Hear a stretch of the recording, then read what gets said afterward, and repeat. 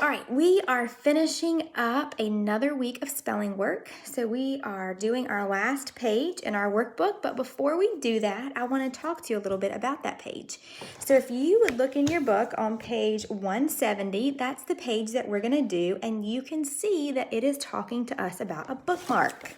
All right, the word bookmark is a compound word. It contains the word book and the word mark, and when we put them together, we have bookmark, which is a compound word.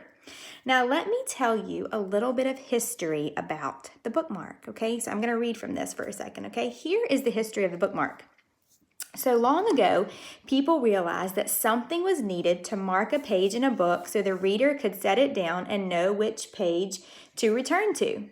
People found that turning down a corner of a page caused a crease. Laying a book face down caused the binding to break and pages to become loose. How many of you have done either one of those? I do both of those sometimes. I fold down the corner, or sometimes I've laid the book like this, like I've done it right now. I've laid the book open like that, and I mess up the binding. So, anyway, both of these marked a person's place, but they also caused permanent damage to a book. Books used to be rare and very expensive. It was important to take good care of them, so something was needed to reserve a person's place without causing damage. We do not know exactly who came up with the idea of a flat bookmark, but we do know that bookmarks have been around for over 400 years. That is a very long time. In the year 1584, Queen Elizabeth I, was given a beautiful French silk bookmark by her printer, and that's a person who would print books using paper and ink. For years, a bookmark was known as a piece of material, such as paper or silk, inserted into a book. Today, a bookmark is also known to mark a favorite location on the internet. Both meanings still refer to being able to find a location in a book or on a computer.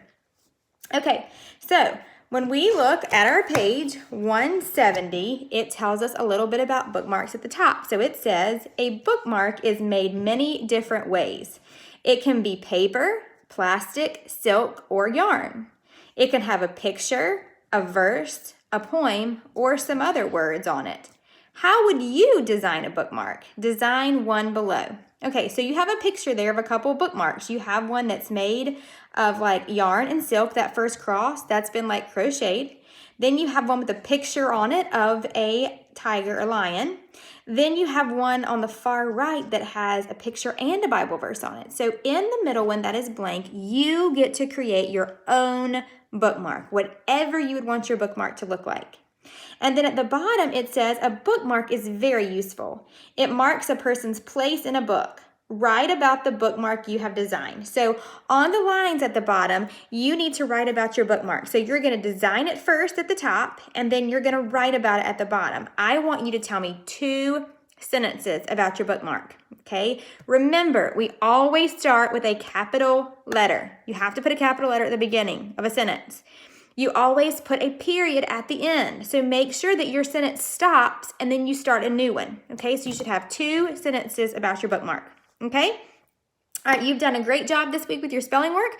We will have our test tomorrow. And boys and girls, would you believe that we are done with our spelling book? We have one more unit, but we usually don't do the review chapters in first grade. So this is our last spelling test of the year. You guys have made it. You have finished spelling. So finish strong. Do your bookmark today and send me a picture. And I look forward to looking at those. All right, see you tomorrow for the test.